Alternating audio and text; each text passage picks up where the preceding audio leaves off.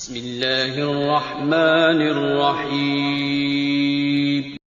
اتنے واقعات رپورٹ ہو رہے ہیں مولانا، کئی لوگ انہی مجالس میں آ کر اپنی آنکھوں کو نجس کرتے ہیں۔ واللہ یہ گناہ کبیرہ ہے کہ حضور امام میں صرف کالے کپڑے پہن لینا عزاداری کا نام نہیں ہے، صرف کالا لباس پہن لینا عزاداری کا نام نہیں ہے کہ شب عاشور تم نے کالا لباس پہنا اور باہر نکل، نہیں، جب کالا لباس پہنتے ہو تو کچھ پابندیاں اپنے اوپر لاگو کرو کہ جب کالا لباس ہے پھر اس کالے لباس کی عزت بھی کرو، اس کا احترام بھی کرو۔ جب بدن پر امام حسین کی نسبت والا لباس ہے، کیونکہ دنیا مجھے نہیں جانتی، دنیا کالے لباس کو جانتی ہے۔ ایک جوان، دیکھیے لوگ اگر تہذیب نفس نہ ہو، ظاہر ہے سارا مجمع تو پڑھا لکھا نہیں ہے نا، کوئی طبقہ جاہل ہے، کوئی طبقہ عالم ہے، کوئی طبقہ متدین ہے، کوئی طبقہ متقی، جب یہ سارے مکس ہو جاتے ہیں پھر ہماری ذمہ داری ہے کہ جو جاہل طبقہ ہے اسے ہم سدھاریں، کبھی کبھی سختی بھی آپ کو کرنی پڑے گی تاکہ یہ جاہل طبقہ اس جہالت سے کیا ہو، بچ جائے۔ امام رضا کا چاہنے والا حرم امام رضا میں، دیکھیے جب انسان کے اندر تہذیب نفس نہ ہو، ولایت امیر المؤمنین مضبوط نہ ہو، اپنی آنکھوں پر کنٹرول نہ ہو، یہ خیال نہیں کرتا میں کہاں پر ہوں، حج کے میدان میں ہو پھر بھی گناہ کرتا ہے، امام کی مجلس میں آئے پھر بھی گناہ کرتا ہے، یہ جوان مجلس میں چلے، جلوس میں چلے پھر بھی گناہ کرتا ہے، کیونکہ اس کے اندر تہذیب نفس نہیں ہے۔ جو اصل چیز مجلس امام حسین سکھاتے ہے وہ یہی ہے کہ انسان اپنے نفس کو مہذب بنا۔ فرماتے ہیں امام رضا کے حرم میں جوان ہے۔ پہلے زمانے میں خواتین اور مردوں کا جو پوشن تھا یہ آغا طبسی کے مرنے کے بعد انہوں نے یہ بند کیا، ورنہ اس سے پہلے بھی نظر پڑتی تھی خواتین میں۔ یہ جوان زیارت کرنے کے درمیان امام رضا کی زیارت کر رہا ہے، لیکن کیونکہ تہذیب نفس نہیں ہے، کالا لباس پہنا ہوا تہذیب لفظ نہیں ہے۔ کہتے ایک مرتبہ خاتون پہ اس کی نگاہ پڑی، شہوت کی نگاہ سے دیکھا، الیاذ باللہ اس خاتون کو اشارہ کیا اور زیارت کر کے حرم سے باہر نکلا۔ رات کو جا کر سو جاتا ہے، خواب کے عالم میں کیا دیکھتا ہے کہ میں حرم امام رضا میں ہوں اور امام رضا کرسی پر تشریف فرما ہے، میں نے امام کو سلام کیا لیکن مولا نے اپنا منہ پھیر لیا۔ خواب کے عالم میں کیا دیکھتا ہوں، میں آگے بڑھتا ہوں اور جس کرسی پر امام رضا بیٹھے تھے اس کرسی کو ٹھوکر مارتا ہوں اور امام رضا زمین پہ گر جاتے ہیں۔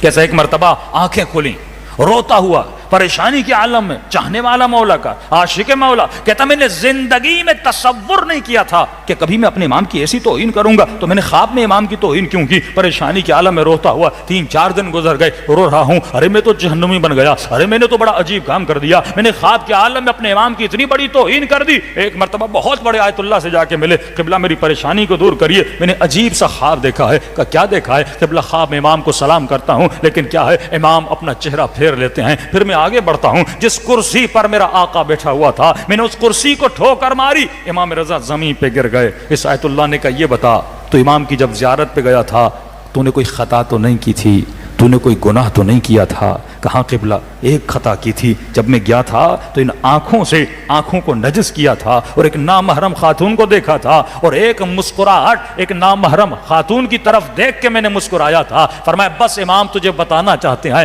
کہ جب تو ہمارے حضور میں رہ کر گناہ کرتا ہے تو یہ اس بے ادبی کے برابر ہے کہ تو اپنے امام کو ٹھوکر مار رہا ہے۔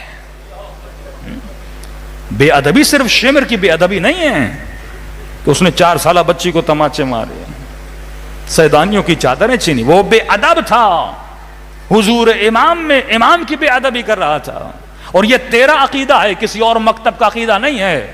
وہ کہتے ہیں جو مر گیا سو مر گیا، لیکن ہمارا عقیدہ ہے اہل بیت رسول اور رسول خدا ہمارے اعمال پر گواہ ہیں، شاہد ہیں، ناظر ہیں، نظارہ گر ہیں، ہماری نمازوں کو، ہماری عبادتوں کو، ہمارے ماتموں کو، ہمارے گریوں کو، ہماری مجلسوں میں تشریف لاتے ہیں۔ تو جب تمہارا عقیدہ ہے تو پھر یہ بتا تو امام کے حضور میں جرت کیسے کرتا ہے؟ مولا کے حضور میں گناہ کرے، آنکھوں کو آلودہ کرے؟ تو اے مومن، اگر آج تک کوئی گناہ کیا ہے تو آج شب عاشور ہے، توبہ کی رات ہے، رجوع کی رات ہے، آج مصلی پہ بیٹھ جا، دعا کرے خدا اگر ان آنکھوں سے گناہ کیا ہے تو تجھے عباس کی زخمی آنکھ کا واسطہ ہے، ہاں اگر زباں سے گناہ کیا ہے تجھے علی اصغر کی ننھی سی خشک زباں کا واسطہ، اگر ہاتھوں سے گناہ کیا ہے تجھے حضرت عباس کے کٹے ہوئے بازوؤں کا واسطہ۔ آج کتنے واسطے خدا نے تجھے دیا ہے، آج رحمت خدا کا دروازہ کھلا ہوا ہے اور آواز کبریا آ رہی ہے کوئی میری دربار میں مانگنے والا؟ اللہ کی آواز آتی ہے، فرماتے ہیں اے میرے حبیب میرے لوگوں کو بتا دو میں اپنے ملائکوں کی تسبیح سے زیادہ اپنے بندوں کا رونا پسند کرتا ہوں۔ ملائکوں کی تسبیح سے زیادہ اللہ کی دربار میں جو بندہ گڑ گڑاتا ہے، اللہ سے مانگتا ہے، اللہ کو یہ پسند۔ یہ کب ہوگا؟ جب انسان اپنے وجود پر ولایت اہل بیت کو کیا کرے گا؟ نافذ کرے گا۔ تو ابتدا ولایت آنکھوں سے ہوتی ہے، اے جماعت آنکھوں کو پاک بنا۔